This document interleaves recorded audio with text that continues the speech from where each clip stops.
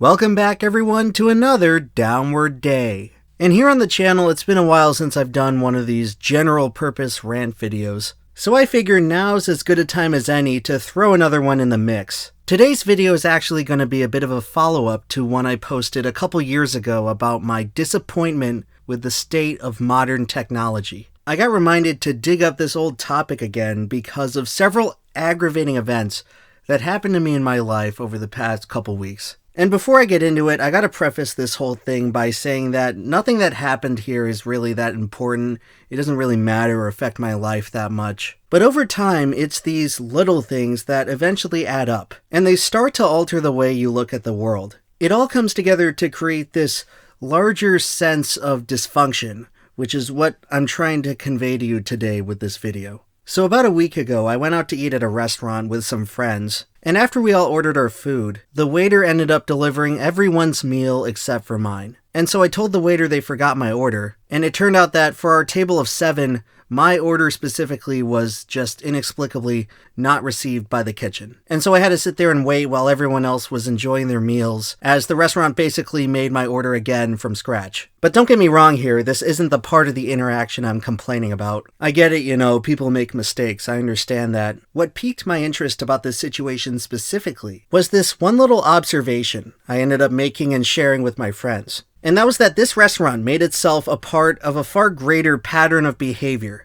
This had to have been the 3rd or 4th incident in as many months that a restaurant inexplicably screwed up my order by using some kind of electronic system to process the orders. And if you've been out anywhere to eat in the past 5 to 10 years, you've undoubtedly noticed some of these things, where usually the waiter puts in your order on some kind of iPad or touchscreen device that's connected to some general computer system. The process of communicating your order to the kitchen is all done so via this digital interface, where the waiter presses a bunch of buttons on a touchscreen interface. Dude, you're supposed to push the buttons with the pictures of food on them. And that goes on to get wirelessly transferred to some computer monitor in the kitchen, where the chefs read it and then make your food. It seems pretty straightforward. That's at least how it's supposed to work. But what do you know? Over time, I've been noticing more and more that these restaurants that have adopted electronic digital ordering systems also tend to be the ones that screw up my order the most. Now, this is all anecdotal, of course, but it's something that's been happening to me enough that I've certainly taken a notice to it, and it's now something that I keep in the back of my mind whenever I go out to eat. So I decide to bring up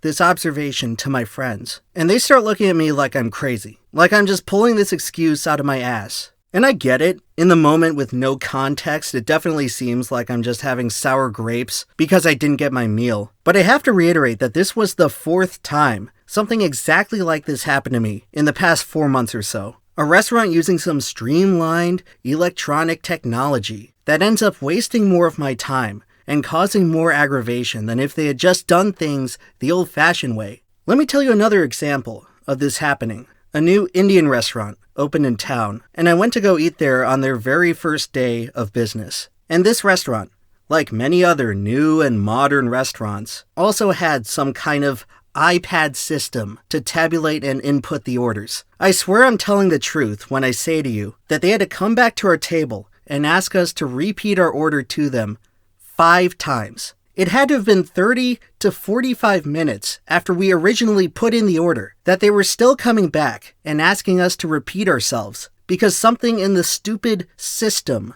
was screwed up and it wasn't going through to the kitchen. And a couple weeks later, we ended up going back because despite the weird, unexplained service problems, the food was very good, and I wanted to give them another chance. And hey, lo and behold, this time around, the iPads were all gone, and they started taking our orders on, get this, a pen and a notepad. And to date, I've probably been back 3 or 4 times, and not once at this point has there ever been another issue with my order. Now, I happen to be old enough to remember a time when this was the way that the vast majority of restaurants took their orders, when pretty much all you needed was a pen or pencil and a pad of paper, and all the waiter would have to do is write down what you said, take the piece of paper to the kitchen and stick it on some Rolodex thing for all the chefs to see. And then the chefs would take the ticket, make your food, and then the ticket would be transcribed to your bill. And it was as simple as that. This was a system that was perfectly functional, and it pretty much persisted unchanged for 100 years. But over the past 10 years, the restaurant industry has been gradually phasing out this tried and true system with something that is advertised to be more technologically advanced and streamlined. And as a result, at least in my personal experience, the actual results have been pretty much the opposite of what was advertised. Where instead of making things easier and simpler, what appears to have happened is that these electronic ordering systems have added an unnecessary layer of complexity that at the end of the day contributes to more hassle, mistakes, and confusion. And who knows, maybe I'm just off base with all this and I happen to get really unlucky. So for anyone listening to this who works in the restaurant industry, I'd be interested to hear the experience from your end. If you've had your own bad experiences with these electronic ordering systems, or if I'm just making a big deal out of nothing. But as I currently see things, my assessment is that this is an example of technology that is not just inept and ineffective, but one that is actually worse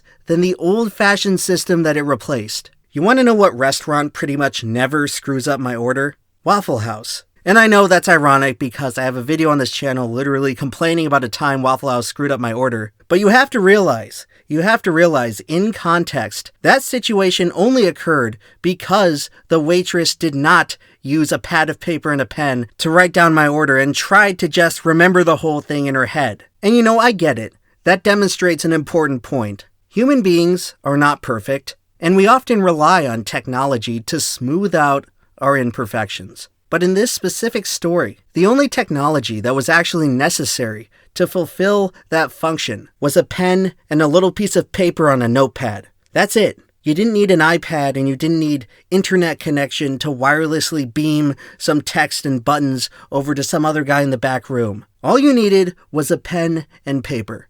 And you know what? If you go into any Waffle House in the country, that's still what they use today. And granted, they actually write down your order on the paper and don't try to juggle it in their head. My orders at Waffle House come out correct pretty much every single time. There's no miscommunication. Funny how that works, isn't it? And I can say with a lot of confidence that the average Waffle House staff tends to not have the same level of expertise as the average staff at a sit-down restaurant, where the food is twice as expensive and the waiters stand to make hundreds of dollars of tips in one night of service. And yet, these sit-down restaurants with the theoretically much better trained staff seem to be screwing up my order a hell of a lot more than Waffle House these days. Please make it make sense. And realistically, the only common denominator I can point to here is the unnecessary addition of some pointless technology that ends up making the customer experience worse for seemingly no reason. And this is just one example of a greater trend in modern society that I like to call fake convenience. We're constantly being sold this new technology that we're told is more convenient than what it replaces. Stuff that's supposedly going to make our lives easier. And yet when you actually give these things an objective critical assessment, you find out that in all honesty, we're probably worse off for using them. It's fake convenience. And once you actually know to look out for it, as I have, it's somewhat disturbing how much it actually comes up in our day-to-day lives. But of course, when you bring this up to people, no one wants to hear it. Everyone's reaction is always, LOL, look at the boomer who hates technology. LOL, it's Ted Kaczynski 2.0. And again, I'm not attacking the inherent underlying fundamental basis of technology here. All I'm trying to ask is why we have to blindly accept this new technology that is clearly inferior to what came before. Like, is it Unabomber of me to not axiomatically believe that any new proposed technology is automatically going to make our lives better? And I don't exactly know where this unconditional faith in technology came from, but for the people who think this, you have to realize that the vast majority of tech that has ever been put on the market is not beneficial to human beings. And this has been the case ever since people were trying to do alchemy in medieval times. You have to realize that the technology that is actually relevant and useful in our day-to-day lives represents only a tiny sliver of all technology that was ever proposed and planned to be implemented for human beings to use. And yes, part of that logic does apply to stuff that was made obsolete by true improvements in technology. But the statement remains true even when you talk about everything that is being currently released in present times. For every new tech product that comes out and has a truly transformative and valuable effect on people's lives, there's likely a dozen or so other products that are complete duds, where they don't really have any impact on moving the needle of human progress. And I'll tell you what, these dud tech products are not weeded out at the idea stage. Most of this stuff is invested in, manufactured, and released to the public for sale. And only then, after they've been released into society, do people have the chance to even evaluate if something is actually useful. A process that often takes years, and often decades, before people finally wise up and say, maybe this product is actually not that good for us. I mean, to illustrate this point, you have to look no further than a brief historic overview of companies like DuPont, Monsanto, and Dow Chemical. Oh boy, I bet all the tech lovers of the 20th century sure were excited about Freon, until they noticed it was burning a hole in the ozone layer. It sure was trendy and hip and modern back then to enjoy leaded gasoline, and to keep your house warm with asbestos, and to dump a bunch of PCB in the water supply until all of a sudden your kids are coming out with birth defects. All of these things were once heralded as great and useful technology until all of a sudden they were a huge blight on human civilization. And now, am I saying that toxic and deadly chemicals are as dangerous for us as electronic ordering systems at restaurants? Obviously not, but my greater point with all of this is that it's okay to have skepticism that technology that's presented before us might not exactly be that helpful. And I don't exactly think it makes you Ted Kaczynski to not be instantaneously enamored with every single new piece of tech on the market.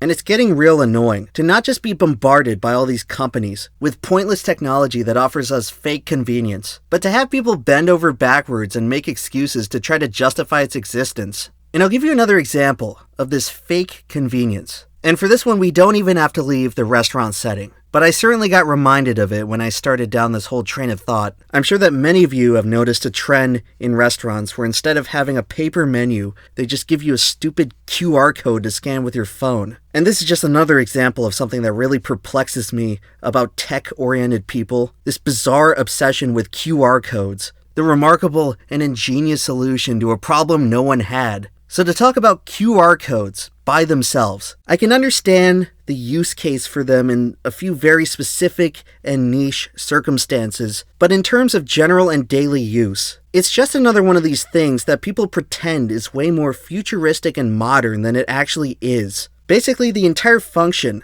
of a QR code is to open up a hyperlink on the web browser on my phone. And yeah, I get that you can use them in other ways. Ticketing comes to mind, but again, exactly how much more useful is a QR code than just a regular barcode? Is it really that much of this giant leap in technological process that it deserves to be as ubiquitous as it is? Or is it just a product of a bunch of people wanting to offer the impression that they're tech savvy? Because if you ask me, and I'm being completely honest with my user experience with this supposedly new and groundbreaking technology, the amount of time it takes me to open up my phone camera and focus in and wait for the link to load and click on it on my phone feels about the same to me just opening up my web browser and typing in the link. So if you're asking me to quantify the actual value that a QR code adds to my life, it's basically zero. There is basically zero value added in the convenience of a QR code versus just printing out a hyperlink.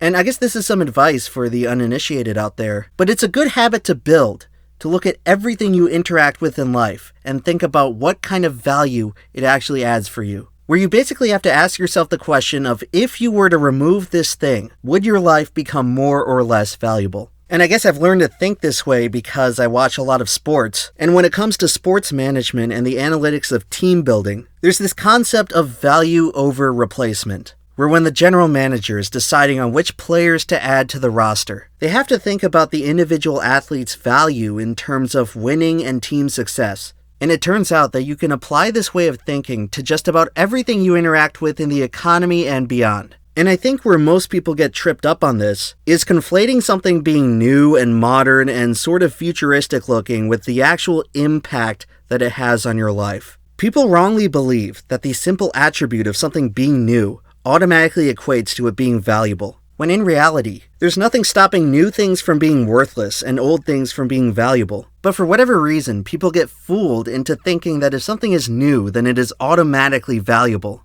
And this prevailing belief ends up leading to widespread acceptance of mostly useless products, as is the case with QR codes. And in my personal experience, the setting which I've found QR codes to be the most useless is when restaurants try to use them to replace paper menus. It's just one of those things where whenever I see it out in the wild, I can't help but think to myself, God, how shitty would it be if every single restaurant did this? Where you're telling me that it was too much trouble for you to just print out and laminate a couple dozen menus. And now instead I have to scan this stupid piece of paper and pull up your menu on my phone. You're telling me this is easier and more convenient than just handing me a menu that I can read with my own two eyes? You're telling me that to find out what I can even order from your goddamn establishment, I need an expensive piece of technology and an internet connection. And it would be one thing if they just gave you the option, but I'm seeing a lot of new restaurants nowadays that are just trying to phase out paper menus entirely.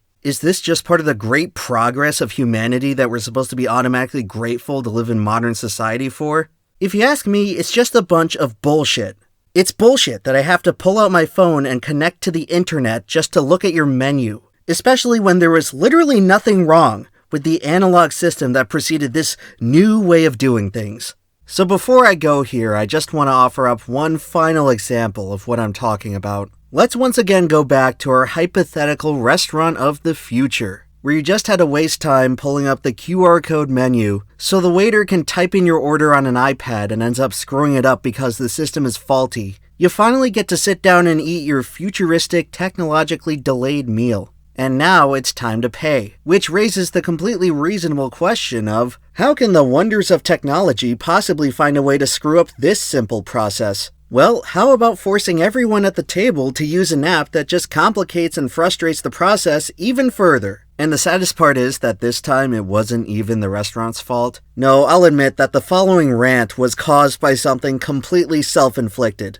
And that would be me foolishly agreeing to let my friends configure all the payments for the weekend through Splitwise. This supposedly amazing and genius app that all my friends just keep insisting is the most convenient thing on earth. Oh God, it's so convenient. Don't you just love pointing out over and over again how convenient this app is? Oh, and what exactly is the convenience of this app? What exactly is so convenient about it that we convinced ourselves to literally settle all of our payments for the entire weekend through this piece of technology? Oh, well, you see, when there's individuals in a party of people that have to pay each other back for expenses during some kind of trip, this app makes it so that the total number of transactions required for everyone to pay each other back is slightly less than if you were to do it a normal way. Can you believe this? So instead of everyone having to submit 4 Venmo payments after the fact, a few people only have to do 3 Venmo payments. Oh my God, guys, it's so convenient. It's so much easier than just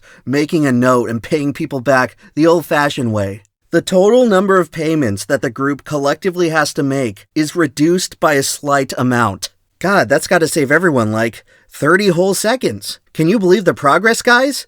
And my point with all this is that yes, there are certain pieces of tech on the marketplace that do offer people small, niche, little tiny benefits. But in order to appraise whether these things are actually valuable, you have to ask yourself what you're giving up by using this thing. Is it really this free, unconditional benefit with zero downsides? Because if that's the case, then great, you found yourself a useful little piece of technology. But as is the case with most things in reality, almost every one of these things is a trade-off. There's an opportunity cost to using specific tools over others. And in the case of something like Splitwise, everyone just got completely wrapped up in this one little teeny tiny insignificant upside, while completely ignoring all the ways that using this app punishes you and makes your life more frustrating, and how the amount of time wasted from the problems it introduces is not a worthy substitute of the amount of time it saves. So basically, what Splitwise does is that it takes all the outstanding debt from the entire weekend owed collectively among the group, and applies some kind of algorithm to cancel out numbers and shuffle some of the debt around, so that you essentially have to pay for other people's debt, but other people pay off your debt, and so ultimately the total balance you pay back and get paid back is the same as it would have been if you had just logged everything normally